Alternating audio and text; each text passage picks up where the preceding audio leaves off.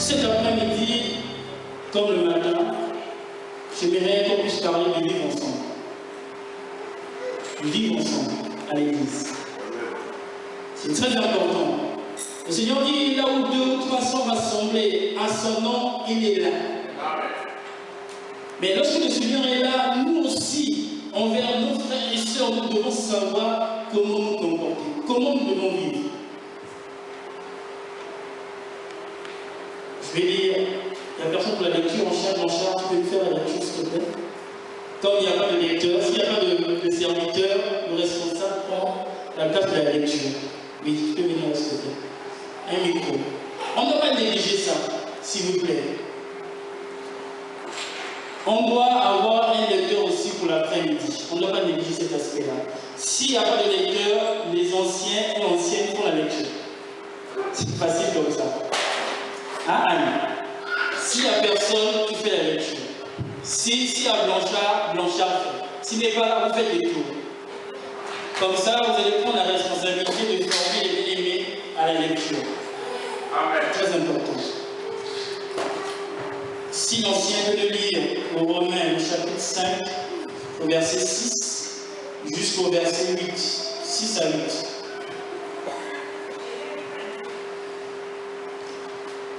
Lisons la parole de Dieu dans le livre de Romains, chapitre 6, 5, verset 6 à 8.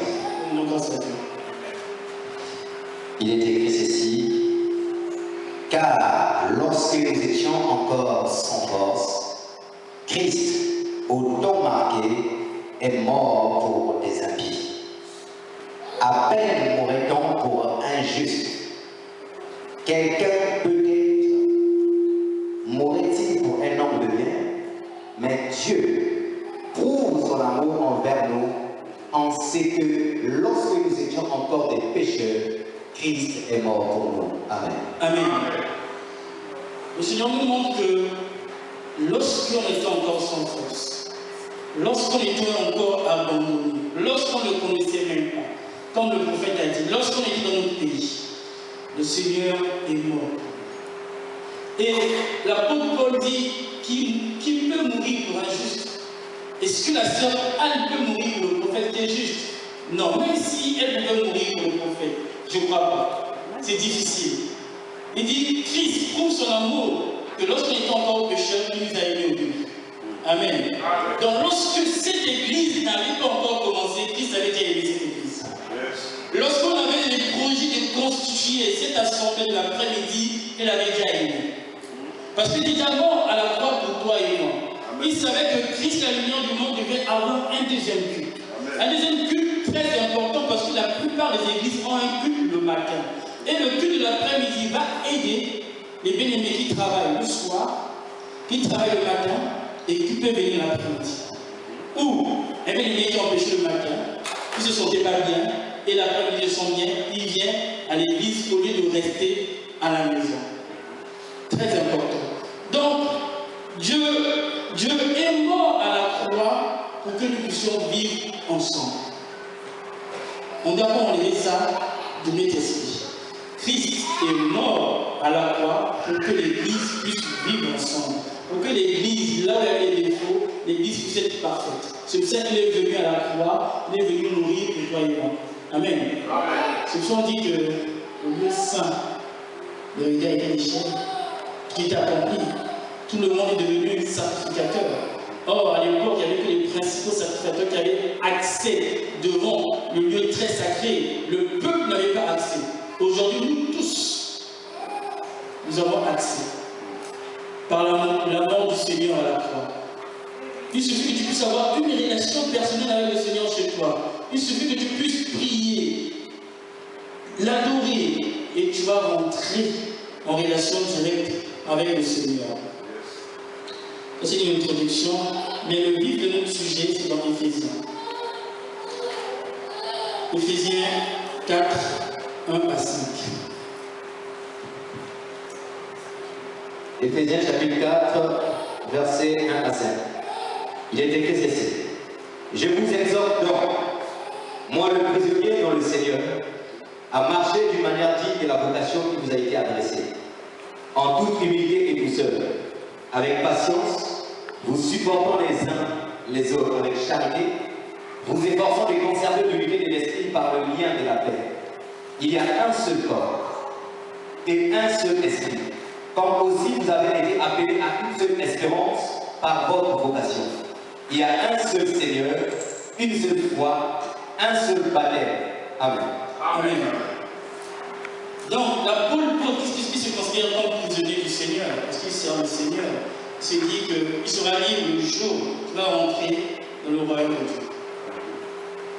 Amen. C'est ça être serviteur de Dieu. On est quand même prisonnier. On sert, et on sera libre. Notre liberté, c'est le royaume de Dieu. Nous ne devons pas enlever cet esprit comme on a dit ce matin. Nous sommes là pour servir le Seigneur. Et dans ce service pour le Seigneur, le but principal, c'est le royaume de Dieu. Lorsque tout ce que nous faisons, si nous venons l'après-midi, si nous voulons que l'église puisse être remplie, si nous voulons évangéliser, tout ce que nous faisons, c'est pour avoir le royaume de Dieu. Si le Seigneur nous a mis à part, si le Seigneur nous a sauvés, c'est pour que nous puissions avoir le royaume de Dieu. Très important de l'aimer. N'enlève pas cet objectif-là dans ta tête. Mon but, tout ce que je fais à l'église, je suis un prisonnier. Un prisonnier du Seigneur pour avoir ma liberté pour rentrer dans le royaume des cieux. Très important. Parce que souvent on oublie ça. On oublie que le but principal que le Seigneur nous a sauvé, c'est pour avoir la vie éternelle. Et il dit ceci. La vocation qui nous a été adressée. Nous tous ici, comme je dis, dans cette église de l'après-midi, chacun de nous a une vocation, a un appel. Dans un ministère pastoral, prophétique, et évangéliste, chante, docteur, diacre, protocole. Le Seigneur nous appelle à une vocation dans son église. Et nous tous, dans ta vocation, nous devons travailler pour que l'œuvre de Dieu puisse avancer. Il ne suffit pas simplement d'avoir la vocation, mais il faut travailler. Il faut travailler pour que cette vocation-là puisse avancer. L'apôtre Paul nous donne quelques lignes dans cette vocation, parce que nous tous avons une vocation. Je ne sais pas chanter, ce que la sœur a chanté, c'est très bien, j'ai aimé. Le frère il joue à la guitare, mais c'est pas jouer à la guitare. C'est une vocation, c'est l'appel du Seigneur. Le Seigneur l'a appelé. Le prophète, il sait animer les prières. Moi, j'ai pas cette grâce-là, j'ai le don. Je peux maintenant encourager chacun de nous à son appel. Amen. C'est important. Mais lorsque nous sommes ensemble, le Seigneur dit quelque chose d'important. Il dit ceci.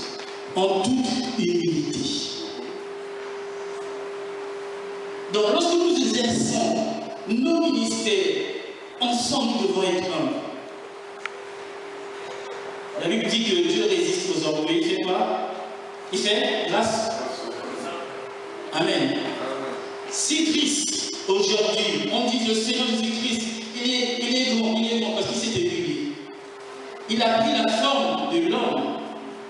Il est né là où il y avait les brebis. Il est né là où un prince ne pouvait pas naître. Et il est mort à la croix. La Bible dit que maudit celui qui est pendu à la croix. Donc il s'est tellement humilié dans toute sa vie.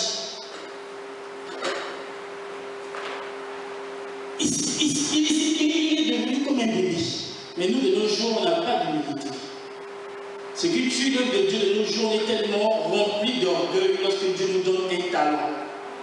Lorsque Dieu nous appelle, lorsque Dieu nous donne une vocation dans notre appel, nous sommes tellement remplis d'orgueil, nous sommes plus humbles.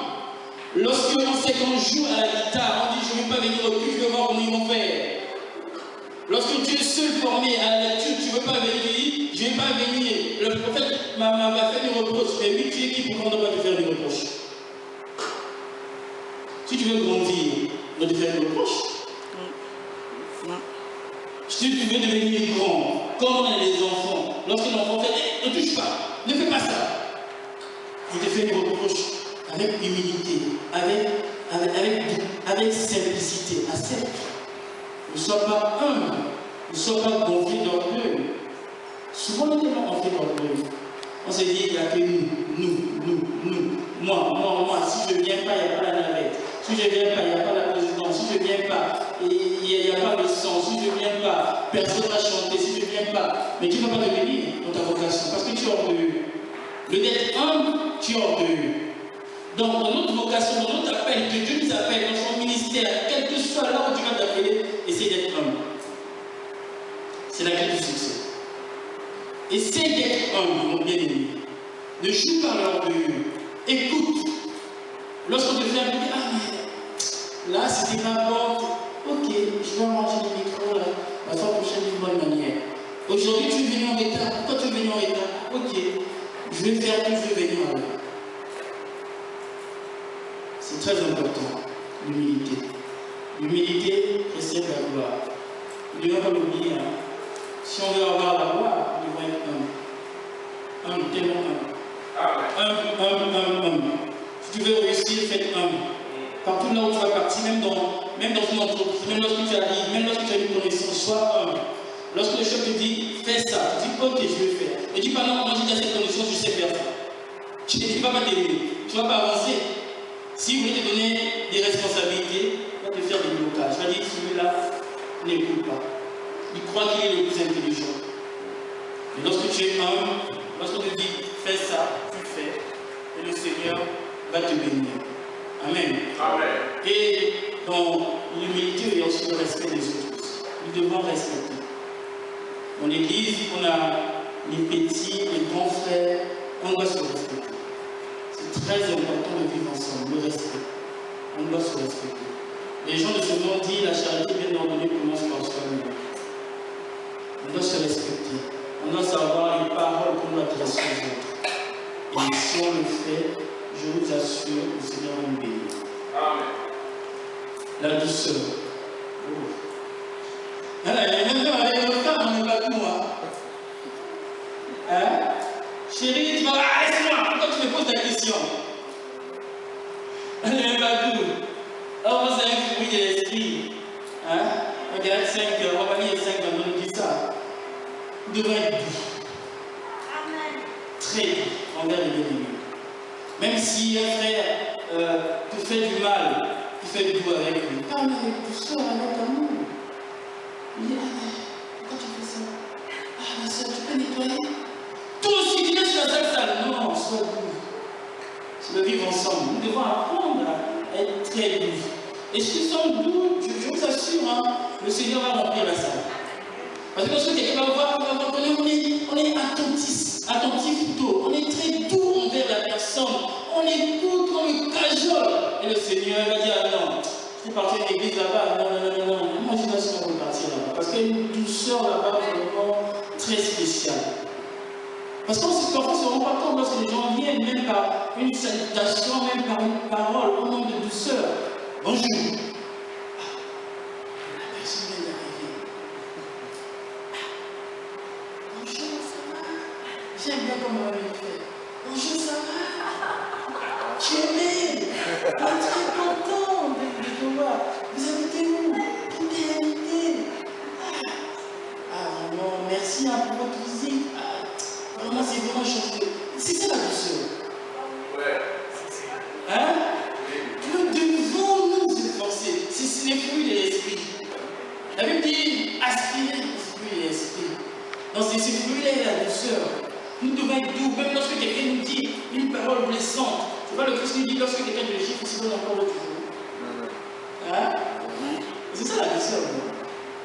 Lorsque quelqu'un te gifle, la matin encore là. Tu vas dire, ah mais ce type il est drôle, hein? Il est doux, hein? C'est ça, nous devons aspirer à ça dans nos ministères.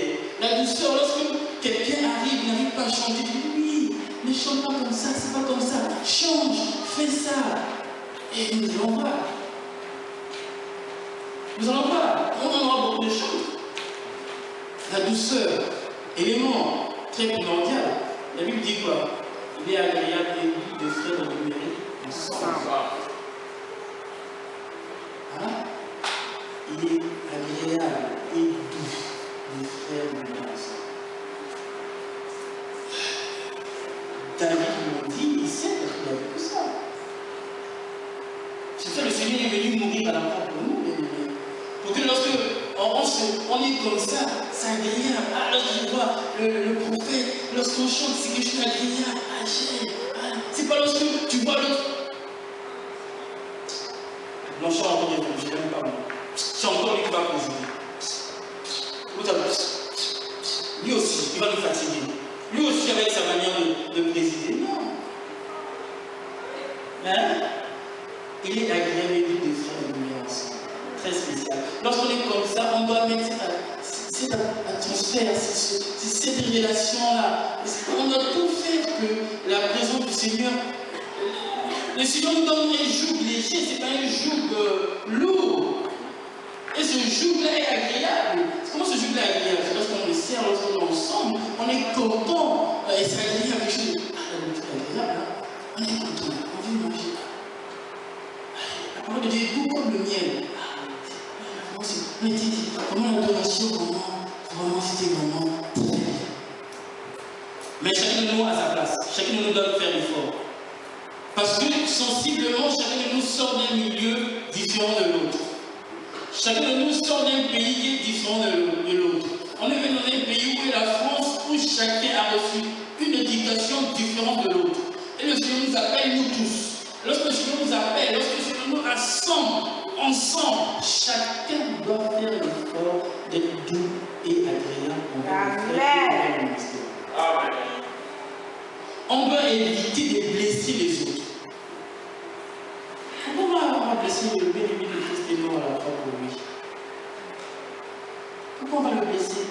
Si ton frère agit mal, réponds avec douceur. Va le voir, parle-lui gentiment, avec un sourire. Moi, j'ai l'habitude de dire aux gens, vous voyez le président congolais, lorsqu'il parle, il dit, on dit une femme. On dit une femme, une femme, c'est le plus mauvais des présidents africains. Dans ce qu'il parle, il dit, mes amis, je suis venu vous voir avec une douceur. Tu dis, ah, voilà une bonne personne. Hein? Même on voit ici en France, non?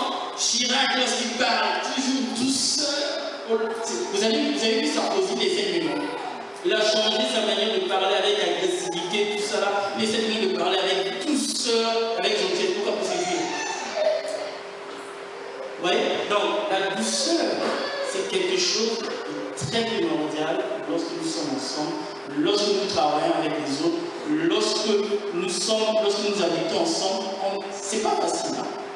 Mais nous devons aspirer. Nous devons tout faire d'être doux envers nous. Nous devons tout faire être doux. Parce que si nous voulons toucher la France, ce n'est pas avec selon nos paroles simplement qu'on va toucher. Hein? C'est aussi avec nos actes, aussi avec notre douceur, aussi avec notre manière de se comporter envers les autres. C'est là où ça va toucher aussi. Je vais aller voir. Amen. Amen. 2 valent mieux que 1. Parce qu'il tire un bon salaire de notre travail. Si on a avec l'ancien blanchard, si on travaille sur un projet, alors sa solution sera plus efficace et le rendement sera efficace que s'il travaillait tout seul sur ce projet-là. Est-ce qu'on se comprend? Parce qu'on va se partager des idées. On va dire sur tel point, c'est pas mieux d'agir comme ça. Au lieu d'évangéliser le matin, non, on va attendre le soir. On va dire, ah non, ancien, au lieu de prier comme ça, je souhaite qu'on puisse prier comme ça. Le Seigneur nous donne cette conviction qu'on puisse aller dans ce sens. Et le résultat du travail sera mieux. Il ne faut pas se dire que dans le travail du Seigneur, je peux faire tout seul. Il faut toujours travailler avec les autres. Il faut toujours associer. Il faut toujours s'associer. Il faut dire, on va faire. Prophète, on veut faire. Est-ce qu'on peut faire ça? Qu'est-ce que tu en penses? Parce que c'est votre pasteur de l'après-midi. Ça sert à rien d'aller voir l'apôtre pour les coups de l'après-midi. On peut faire ça. Non. Vous voyez le prophète. L'apôtre, il est appelé à voyager, à partir par-ci, par-là. Aller établir les églises. Mais votre pasteur de l'après-midi, c'est le prophète. Il faut s'habituer avec lui. Lorsqu'il y a un souci, il faut aller le voir. Lorsque vous voulez travailler sur un projet, il faut aller le voir. Amen. Amen. Ne bossez pas tout seul dans le ministère de Dieu si on veut remplir ici tout seul, c'est pas bon. Imaginez si la soeur était toute seule en train de chanter, vous ne devez pas avoir de cœur. Hein? Elle devrait chanter toute seule là, et puis faire le cœur peut-être, ça va être bien, mais parce que toute seule, ça ne sera pas bien. Lorsqu'elles sont deux ou trois, vous voyez le salaire de ce travail-là est tellement agréable à écouter. Et lorsqu'il y a encore des musiciens, on sent tellement bien. Dans nos appels, c'est vrai que parfois tu peux travailler seul, mais associons les autres. Associons les autres pour que l'église de l'après-midi puisse avancer. Amen. Amen. Amen. On dit ceci. Vous efforçant de conserver l'unité de l'esprit par le lien de la paix. L'apôtre dit, on va s'efforcer. L'apôtre dit que l'unité de la paix, c'est facile. Non, il ne dit pas. Si c'était facile, il ne devait pas dire qu'on devait s'efforcer. Il sait que là où il y a des gens, il y a toujours des problèmes. 2 personnes, comme je disais ce matin, 2 problèmes. 1000 personnes, 1000 problèmes. Ouais. Tu as 2 enfants, tu as 2 problèmes avec tes 2 enfants. Moi, je veux la PlayStation. Moi, je veux Samouraï. Donc, tu dois acheter ces 2 problèmes-là. L'autre veut une poupée Barbie. Lorsque tu as 3 enfants, donc 3 problèmes, pendant cette période de fête-là, tu vas satisfaire ces enfants-là. Vous voyez un peu. L'unité, ce n'est pas de façade, c'est quelque chose qui se travaille par la prière. Ça, c'est vrai. Si on veut se dire unité, unité, unité, non, ça ne se travaille. C'est un travail par la paix. L'apôtre dit, nous devons nous efforcer. Ah, je sens que Anne ne veut pas l'unité. Je dois m'efforcer pour amener Anne vraiment. Je dois m'efforcer, même si je dois me faire plaisir, la cajoler, avec douceur, je dois aller dans ce sens-là. Pour amener l'unité. Parce que s'il n'y a pas d'unité, quand il disait le matin, il n'y a pas l'accord en fait. Le prophète dit qu'on va intercéder quand tu veux le. Il a dit bien, aujourd'hui c'est une prière d'intercession. Il dit ouais, aujourd'hui on n'a pas loué. Non, il a dit aujourd'hui on va intercéder.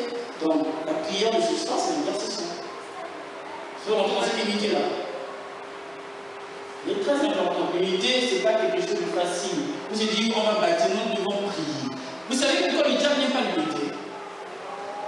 Parce que souvent on dit quoi? L'unité fait la force. Pourquoi le Seigneur a confondu les gens de la tour de Babel?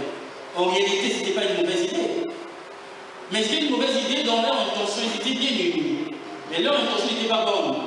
Mais comme ils étaient unis, il y avait une force. Le Seigneur va faire quoi? Il va les diviser pour casser cette unité-là. Il va donner des différentes langues. Le diable aussi le fait. Lorsqu'il sent que l'unité, on veut bâtir quelque chose, il commence à mettre des jalousies.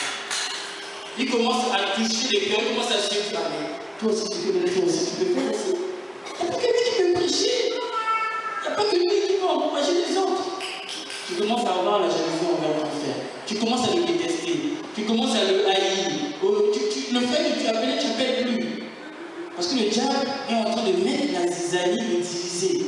Parce que l'unité a une efficacité. Une très grande efficacité. Lorsqu'on est unis, on bâtit. Et donc on ne va pas prendre des élections. Même ici en France. Lorsqu'on suit le débat qu'on a en France ici, dans ce monde, la grande dit, si on veut reconduire le pouvoir, on doit faire l'unité avec le centre. Tout seul, on ne va pas gagner. Même si on va aller au milieu du centre pour faire encore l'unité pour qu'on puisse gagner. Parce que c'est cette unité-là qui va nous donner la capacité d'avoir le pouvoir. Parce que si on n'est pas unis, c'est coup sur échec. Si on n'est pas unis dans les projets, si on dit on va évangéliser, si on dit on va encourager les frères, on va aller voir tel frère qui est malade, rendre visite, si on n'est pas unis, c'est l'échec total. Assuré. Si on veut bâtir, si on veut remplir cette salle, on va être unis. Lorsqu'on décide de faire quelque chose, nous tous, comme les pionniers. Qui c'est comme les pionniers? Parce que il y a un devant, les autres derrière, un de tout droit. Comme les militaires, il n'y a pas l'autre qui va faire ça, l'autre qui fait ça. Non, tout droit comme ça. Très important l'unité. Nous devons tout faire, bien-aimés, pour garder l'unité. Et l'unité, c'est des sacrifices. Moi, je voulais ça. Ils ont décidé comme ça. Je vais faire comme la majorité a décidé de faire. C'est ça l'unité. Moi, je voulais poser tel sujet par exemple, qu'on puisse faire la veillée, ou qu'on ne puisse pas faire la veillée le dernier vendredi, on va faire la réunion des serviteurs. Il faut venir. Il faut dire, ah moi je ne viens pas parce que on devait intercéder, maintenant c'est la réunion des serviteurs, moi je ne viens pas la veille de prière. Non. Là, on casse l'unité. Parfois c'est des petites choses, et on casse l'unité. Très capital. Et on le dit dans la paix.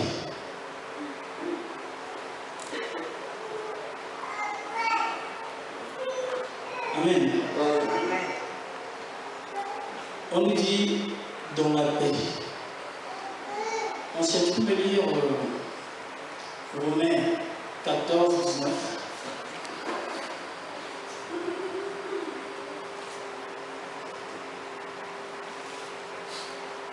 Lisons la parole de Dieu dans Romains chapitre 14, verset 19. Il est écrit ceci. Ainsi donc, recherchons ce qui contribue à la paix et à l'édification mutuelle. Amen. Nous devons chercher ce qui nous amène à la paix. Très important. Lorsqu'on sent qu'un frère va amener la division, on va le voir, on discute avec lui de l'harmonie pour que la paix puisse être. Ou un frère ou soeur nous a mal parlé, c'est pas grave. On va le voir, on discute avec lui pour faire la paix. Mais nous ne sommes pas les ennemis. C'est triste dans les églises de nos jours. Ah, j'aime pas dire la vie. Lorsque je viens vers le frère, l'ancien Blanchard, je le salue. Je vois le frère Christian qui arrive, je tourne mon dos. Il n'est pas le salut, je le dévie. Comment nous pouvons vivre comme ça? Non, on ne peut pas bâtir comme ça. On ne peut pas bâtir dans cette haine. Parce que lorsqu'il n'y a pas la paix, il y a quoi? La haine. On ne peut pas bâtir dans la haine. Le Seigneur ne nous appelle pas dans la haine. Le Seigneur nous appelle dans l'amour et dans la paix. Donc l'Église doit savoir ces choses-là.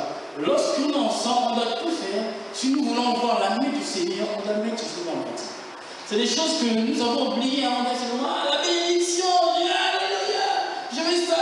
Eh bien oui, tu peux être béni, mais tu n'as pas le royaume dessus. Hein? Ah oui, tu peux avoir tout. Tu peux avoir une belle voiture, des entreprises, tu peux avoir de l'argent ici-bas, tu es béni. Mais l'essentiel, tu passes à côté. Donc c'est tellement primordial. Après, il dit, avec patience, vous supportez les uns et les autres avec amour. C'est ce que je dis toujours là, hein? Nous supporter. Nous devons nous supporter. Hein? Nous sommes, quand ils aiment le matin n'est pas les juges des autres. Lorsqu'un bien-aimé fait quelque chose de mal, on va le voir, reprendre-le, discuter avec lui. Lorsque tu vois quelqu'un a un mauvais comportement, supporte-le. Parce que le but, on doit se supporter pour que le frère puisse changer son comportement, en fait. Amen. Pour que la soeur puisse changer son comportement. Le but, c'est ça qu'on se supporte les uns les autres, c'est ça, en fait. On se supporte aussi parce qu'on sait que le Seigneur est mort à la croix pour les bien-aimés. Parce que lorsqu'on vient à l'église, comme j'ai dit tout à l'heure, on ne doit pas oublier que chacun de nous a un niveau. Il y a d'autres qui sont...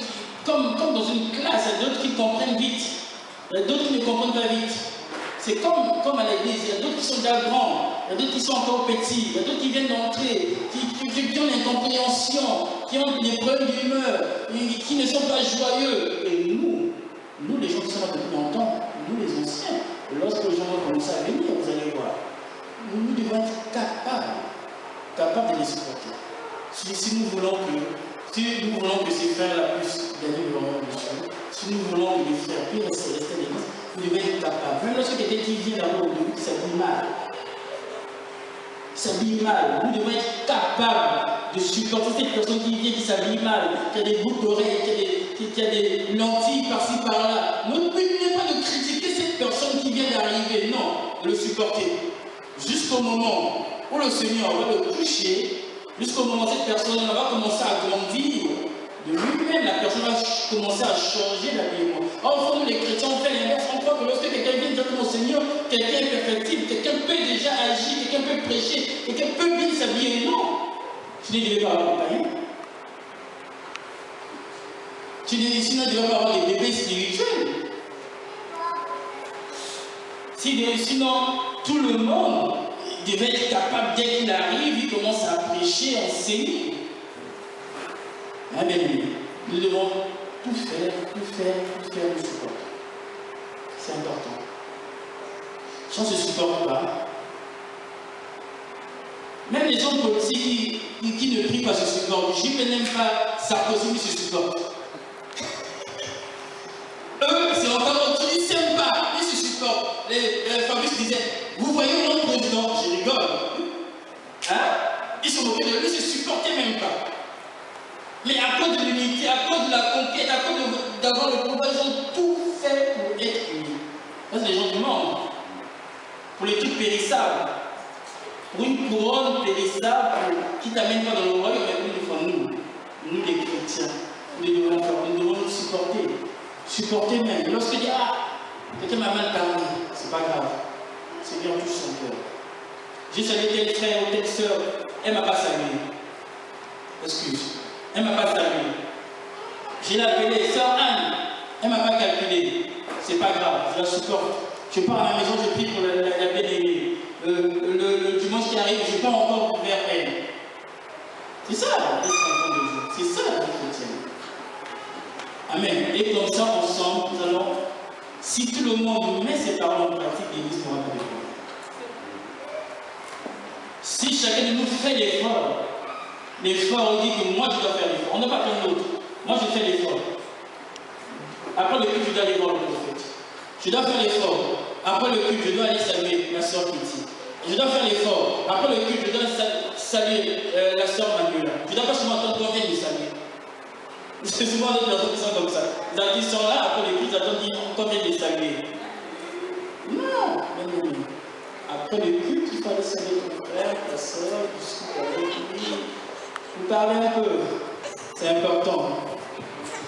Et puis, je vais conclure par là. Il dit qu'il y a un seul Dieu, une seule Église, un seul Père. Amen. Amen. Amen. Quelle que soit notre vocation, nous devons savoir que l'Église, il n'y a qu'une seule Église. L'Église, c'est d'abord qui? L'Église, c'est toi et moi. Amen. Parce que ces bâtiments, sans toi, sans moi, c'est nul. Pourquoi nous sommes l'Église? Parce que nous avons le temple du Saint-Esprit, nous sommes le temple du Saint-Esprit en nous. Donc, si, mon bien-aimé, ne se porte pas bien, nous ne se porte pas bien. Ce que nous devons sentir. Et souvent, nous, on s'en fout. Si le frère ne se porte pas bien, mais là, ça va, oui, ça va. On part. Mais d'habitude, tu vois l'enfant, il est joyeux. Mais tu le vois là, il est un peu triste. Vas-y, je suis avec lui. Fais son problème ton problème. Fais son problème ton problème pour que l'œuvre de Dieu puisse avancer, pour que l'Église puisse avancer. Donc nous sommes tous ensemble. On ne va pas se dire que l'Église, que le prophète César l'a prévu. Non. Tu es l'Église. Tu es l'Église. Tu as ta place. Tu dois tout faire. Tu dois tout faire à ta place. Là où le Seigneur t'a mis pour que l'assemblée, on dit assemblée. Lorsqu'il y a une assemblée, lorsque tu es seul, tu n'es pas une assemblée, tu es seulement une église personnelle. Lorsque nous ensemble, on dit une assemblée. Lorsque cette assemblée-là va se réunir, cette assemblée-là va bien se porter. Parce que le même temps que le Seigneur t'a donné, le même Saint-Esprit, on va donner au ciel de Saint-Esprit. Nous ne devons pas mépriser les autres. C'est très important. Parfois, souvent, nous méprisons les qui sont faits dans la foi. Nous les méprisons. disent, ah, il ne va pas grandir. Lui aussi, il est toujours comme un bébé. Non. Il faut l'encourager parce que s'il grandit, c'est une bonne chose parce que lorsque quelqu'un va venir, il sera capable de recevoir la personne. Il sera capable d'enseigner la personne. Il sera capable de parler à la personne. Amen. Donc, mon message de ce matin, de cet après-midi, c'était ça. Nous devons faire l'effort de nous supporter. Nous devons amener l'unité. Nous devons être doux. Nous devons être patients. Nous devons être humbles. Nous devons nous supporter. Amen. Donc tout cela, on peut dire que ça se résume par l'amour. Nous devons aimer les bien-aimés. Que Dieu vous bénisse.